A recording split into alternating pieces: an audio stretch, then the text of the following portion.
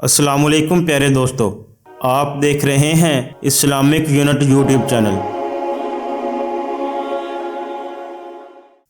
پیارے دوستو، آج کی اس ویڈیو میں ہم حضور نبی کریم صلی اللہ علیہ وسلم کے سفر شام اور اس میں پیش آنے والے عجیب و غریب واقعات بیان کریں گے۔ لہٰذا مزید ویڈیو شروع کرنے سے پہلے آپ سے التجا ہے کہ اس ویڈیو کو اینڈ تک مکمل ضرور دیکھیے گا، اور اگر یہ ویڈیو اچھی لگے تو اس ویڈیو کو لائک کیجئے اور اس چینل کو سبسکرائب کیجئے۔ محترم ناظرین، جیسا کہ ہم نے پچھلی ویڈیو کے لاسٹ میں بھی بات کی تھی کہ حضور نبی کریم صلی اللہ علیہ وسلم کے دادا حضرت عبد المطلب کے انتقال کے بعد نبی کریم صلی اللہ علیہ وسلم کی پرورش کا ذمہ آپ کے چچا ابو طالب کے ذمہ آیا، اور آپ کے چچا کو بھی اپنے بھتیجے سے حد درجہ کی محبت تھی۔ جب انہوں نے آپ کی برکات دیکھی، آپ کے معجزات دیکھے، تو ان کی محبت میں اور زیادہ اضافہ ہو گیا۔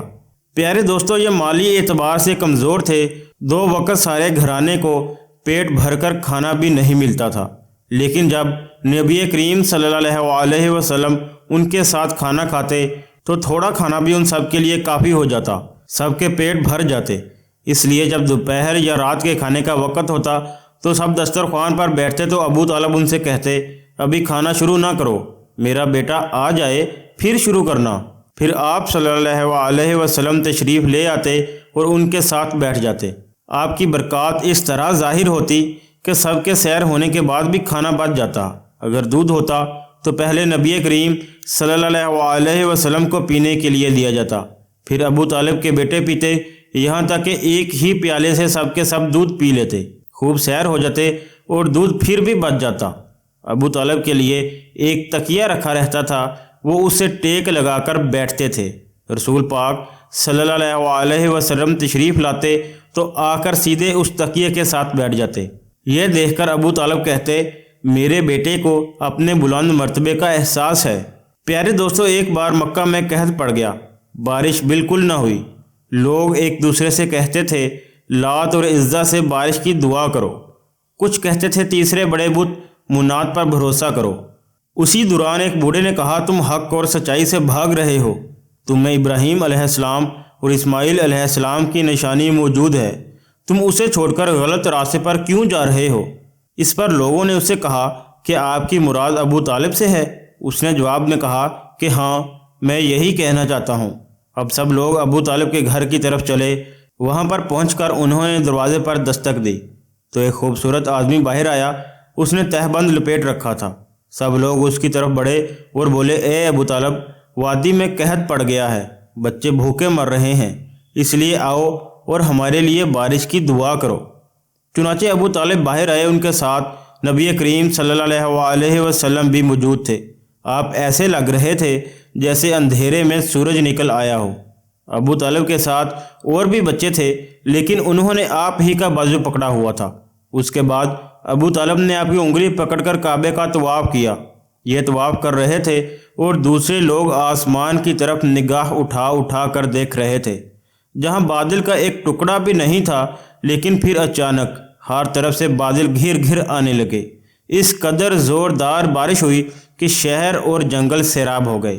پیارے دوستو، روایات میں آتا ہے کہ ابو طالب ایک بار ذی الحجاز کے میلے میں گئے۔ یہ جگہ عرفات سے تقریباً 8 کلومیٹر دور ہے۔ ان کے ساتھ رسول نبی کریم صلی اللہ علیہ وسلم بھی تھے۔ ایسے میں ابو طالب کو پیاس محسوس ہوئی۔ انہوں نے آپ سے کہا، مجھے پیاس لگی ہے۔ یہ بات انہوں نے اس لیے نہیں کہی تھی کہ آپ کے پاس پانی تھا، بلکہ اپنی بے چینی ظاہر کرنے کے لیے کہی تھی۔ چچا کی بات سن کر آپ فوراً سواری سے اتر آئے اور بولے، چچا جان، آپ کو پیاس لگی ہے؟ انہوں نے کہا کہ ہاں بھتیجے، مجھے پیاس لگی ہے۔ یہ سنتے ہی آپ نے ایک پتھر پر اپنا پاؤں مارا۔ جو ہی آپ نے پتھر پر پاؤں مارا، اس کے نیچے سے صاف اور عمدہ پانی پھوٹ نکلا۔ انہوں نے ایسا پانی پہلے کبھی نہیں پیا تھا۔ خوب سیر ہو کر انہوں نے پانی پیا۔ پھر انہوں نے پوچھا، بھتیجے کیا آپ سیر ہو چکے؟ نبی کریم صلی اللہ علیہ وسلم نے فرمایا، ہاں۔ آپ نے اسی جگہ اپنی ایڑی پھر ماری اور وہ جگہ دوبارہ ایسی خشک ہو گئی جیسے پہلے تھی۔ پیارے دوست کہتے ہیں کہ حضور نبی کریم صلی اللہ علیہ وسلم چند سال اپنے دوسرے چچا زبیر بن عبد المطلب کے ساتھ بھی رہے تھے۔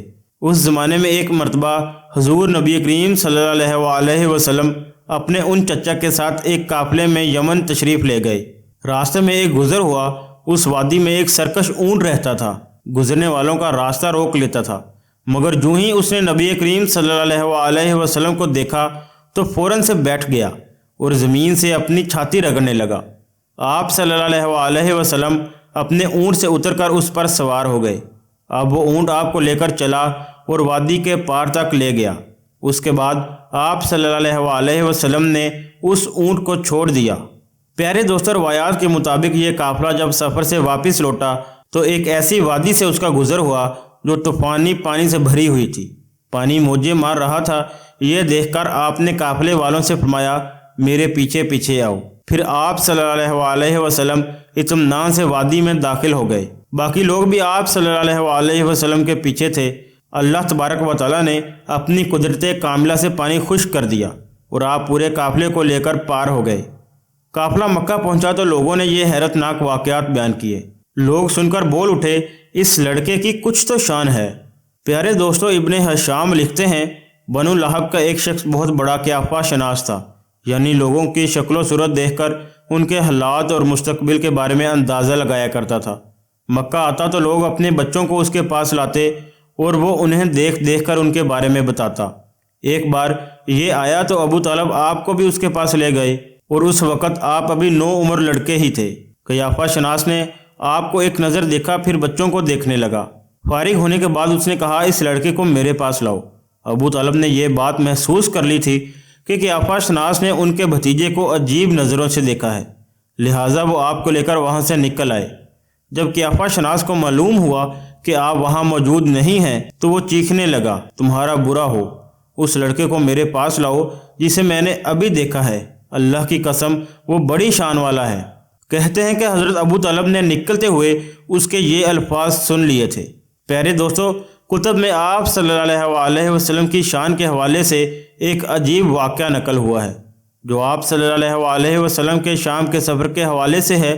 کہتے ہیں کہ ابو طالب نے تجارت کی غرض سے شام جانے کا ارادہ کیا تو نبی کریم صلی اللہ علیہ وسلم نے بھی ساتھ جانے کا شوق ظاہر فرمایا۔ بعض روایات میں آیا ہے کہ آپ نے جانے کے لیے خاص طور پر فرمائش کی۔ ابو طالب نے آپ کا شوق دیکھ کر کہا، اللہ کی قسم میں اسے ساتھ ضرور لے جاؤں گا، نہ یہ کبھی مجھ سے جدا ہو سکتا ہے، نہ میں اسے کبھی اپنے آپ سے جدا کر سکتا ہوں۔ ایک روایت میں یوں بھی آیا ہے کہ آپ نے حضرت ابو طالب کی اونٹنی کی لگام پکڑی اور فرمایا، چچا جان، آپ مجھے کس کے پاس چھوڑے جا رہے ہیں؟ میری نہ ماں ہے نہ باپ۔ اس وقت آپ کی عمر مبارک 9 سال تھی۔ آخر ابو طالب آپ کو ساتھ لے کر روانہ ہوئے، آپ کو اپنی سواری پر بٹھایا۔ راستے میں عیسائیوں کی ایک عبادت گاہ کے پاس ٹھہرے۔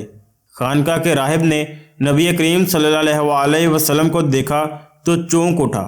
اس نے حضرت ابو طالب سے پوچھا، یہ لڑکا تمہارا کون ہے؟ انہوں نے جواب دیا، یہ میرا بیٹا ہے۔ یہ سن کر راہب نے کہا، یہ تمہارا بیٹا ہو ہی نہیں سکتا۔ یہ سن کر حضرت ابو طالب بہت حیران ہوئے اور بولے، کیا مطلب؟ یہ کیوں میرا بیٹا نہیں ہو سکتا؟ اس نے کہا کہ یہ ممکن ہی نہیں کہ اس لڑکے کے باپ آپ ہیں، یہ نبی ہے۔ مطلب یہ تھا کہ ان میں جو نشانیاں ہیں وہ دنیا کے آخری نبی کی ہیں، اور ان کی ایک علامت یہ ہے کہ وہ یتیم ہوں گے۔ ان کے باپ کا انتقال اسی زمانے میں ہو جائے گا جب کہ وہ ابھی پیدا بھی نہیں ہوئے ہوں گے۔ اس لڑکے میں آنے والے نبی کی تمام علامات موجود ہیں۔ ان کی ایک نشانی یہ ہے کہ بچپن میں ان کی والدہ کا بھی انتقال ہو جائے گا۔ ابو طالب نے اس راہب سے پوچھا، نبی کیا ہوتا ہے؟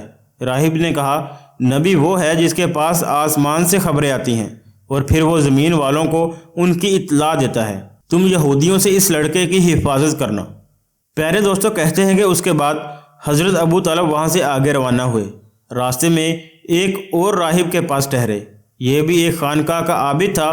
اس کی نظر بھی نبی کریم صلی اللہ علیہ وسلم پر پڑی تو یہی پوچھا، یہ لڑکا تمہارا کیا لگتا ہے؟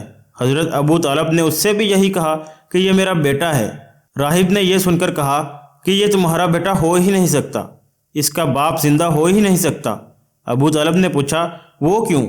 راہب نے جواب دیا، اس لیے کہ اس کا چہرہ نبی کا چہرہ ہے، اس کی آنکھیں ایک نبی کی آنکھیں ہیں، یعنی اس نبی جیسی جو آخری امت کے لیے بھیجے جانے والے ہیں۔ ان کی علامات پرانی آسمانی کتابوں میں موجود ہیں۔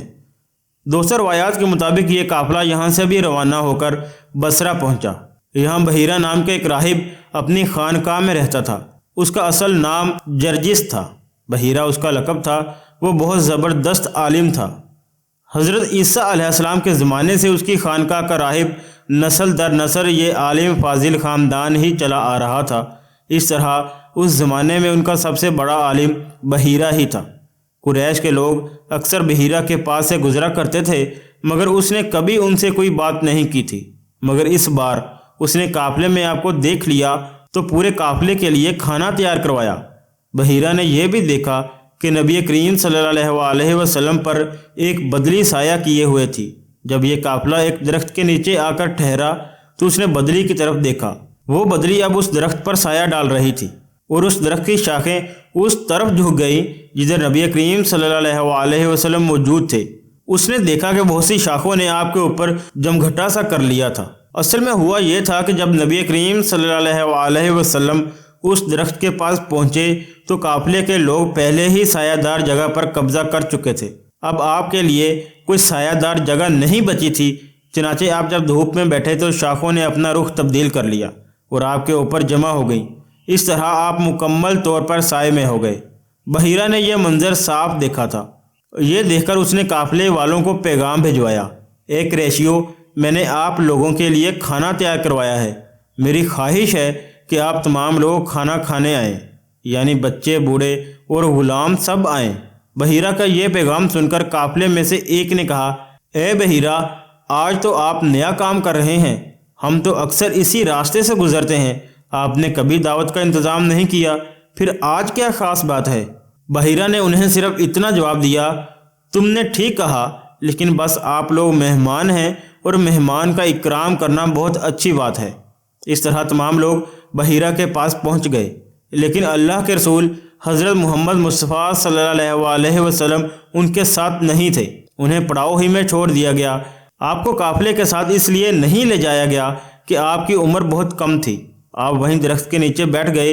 ادھر بحیرہ نے لوگوں کو دیکھا اور ان میں سے کسی میں اسے وہ صفت نظر نہ آئی جو آخری نبی کے بارے میں اسے معلوم تھی۔ ان میں سے کسی پر وہ بدلی نظر نہ آئی، بلکہ اس نے ایک عجیب بات دیکھی کہ وہ بدلی وہیں پڑاؤں کی جگہ پر ہی رک گئی تھی۔ اس کا صاف مطلب یہ تھا کہ بدلی وہیں پر موجود ہے جہاں اللہ کے رسول ہیں۔ تب اس نے کہا، اے قریش کے لوگوں، میری دعوت میں آپ میں سے کوئی بھی پیچھے نہیں رہنا چاہیے۔ اس پر قریش نے کہا، اے بحیرہ، جن لوگوں کو آپ کی اس دعوت میں لانا ضروری تھا ان میں سے تو کوئی بھی نہیں رہا، ہاں ایک لڑکا رہ گیا ہے جو سب سے کم عمر ہے۔ اس پر بحیرہ بولا، تب پھر مہربانی فرما کر اسے بھی بلا لیں۔ یہ کس قدر بری بات ہے کہ آپ سب آئیں اور آپ میں سے ایک رہ جائے، اور میں نے اسے آپ لوگوں کے ساتھ دیکھا تھا۔ تب ایک شخص گیا اور آپ کو ساتھ لے کر بحیرہ کی طرف روانہ ہوا۔ اس وقت وہ بدلی آپ صلی اللہ علیہ وسلم کے ساتھ ساتھ چلی اور تمام راستے اس نے آپ پر سایہ کیے رکھا۔ بحیرہ نے یہ منظر صاف دیکھا۔ اب وہ آپ کو اور زیادہ غور سے دیکھ رہا تھا اور آپ کے جسم مبارک میں وہ علامات تلاش کر رہا تھا جو ان کی کتب میں درج تھیں۔ جب لوگ کھانا کھا چکے اور ادھر ادھر ہو گئے تب بحیرہ آپ کے پاس آیا اور بولا، میں لات اور عزا کے نام پر آپ سے چند باتیں پوچھنا چاہتا ہوں، جو میں پوچھوں آپ مجھے بتائیں۔ اس کی بات سن کر آپ نے فرمایا کہ ان کے نام پر مجھ سے کچھ نہ پوچھو، اللہ کی قسم مجھے سب سے زیادہ نفرت انہی سے ہے۔ اب بحیرہ بولا، اچھا تو پھر اللہ کے نام پر بتائیں جو میں پوچھنا چاہتا ہوں۔ تو آپ نے فرمایا، پوچھو کیا پوچھنا ہے۔ اس نے بہت سے سوالات کیے، آپ کی عادات کے بارے میں پوچھا۔ اس کے بعد اس نے آپ کی کمر پر سے کپڑا ہٹا کر مہر نبوت کو دیکھا۔ وہ بالکل ویسی ہی تھی جیسا کہ اس نے اپنی کتابوں میں پڑھا ہوا تھا۔ اس نے فوراً مہر نبوت کی جگہ کو بوسہ دیا۔ قریش کے سب لوگ دیکھ رہے تھے اور حیران بھی ہو رہے تھے۔ آخر لوگ کہے بغیر نہ رہ سکے، یہ راہب محمد صلی اللہ علیہ وسلم میں بہت دلچسپی لے رہا ہے، شاید اس کے نزدیک ان کا مرتبہ بہت بلند ہے۔ ادھر نبی کریم صلی اللہ علیہ وسلم سے بات چیت کرنے کے بعد بحیرہ حضرت ابو طالب کی طرف آیا اور بولا، یہ لڑکا تمہارا کیا لگتا ہے؟ ابو طالب نے کہا، یہ میرا بیٹا ہے۔ اس پر بحیرہ نے کہا، نہیں، یہ تمہارا بیٹا نہیں ہو سکتا، یہ ہو ہی نہیں سکتا کہ اس کا باپ زندہ ہو۔ ابو طالب کو یہ سن کر حیرت ہوئی۔ پھر انہوں نے کہا، دراصل یہ میرے بھائی کا بیٹا ہے، ان کا باپ کہاں ہے؟ وہ فوت ہو چکا ہے۔ اس کا انتقال اس وقت ہی ہو گیا تھا جب یہ ابھی پیدا بھی نہیں ہوئے تھے۔ یہ سن کر بحیرہ بول اٹھا، ہاں یہ بات صحیح ہے۔ اور ان کی والدہ کا کیا ہوا؟ ان کا ابھی تھوڑا عرصہ پہلے ہی انتقال ہوا ہے۔ یہ سنتے ہی بحیرہ نے کہا، بالکل ٹھیک کہا، اب تم یوں کرو کہ اپنے بھتیجے کو واپس اپنے وطن لے جاؤ، یہودیوں سے ان کی پوری حفاظت کرو۔ اگر انہوں نے انہیں دیکھ لیا اور ان میں وہ نشانیاں دیکھ لیں جو میں نے دیکھی ہیں تو وہ انہیں قتل کرنے کی پوری کوشش کریں گے۔ تمہارا یہ بھتیجا نبی ہے، اس کی بہت بڑی شان ہے۔ ان کی شان کے بارے میں ہم اپنی کتابوں میں بھی لکھا ہوا پاتے ہیں، اور ہم نے اپنے باپ داداؤں سے بھی بہت کچھ سن رکھا ہے۔ میں نے یہ نصیحت کر کے اپنا فرض پورا کر دیا، اور انہیں واپس لے جانا اب تمہاری ذمہ داری ہے۔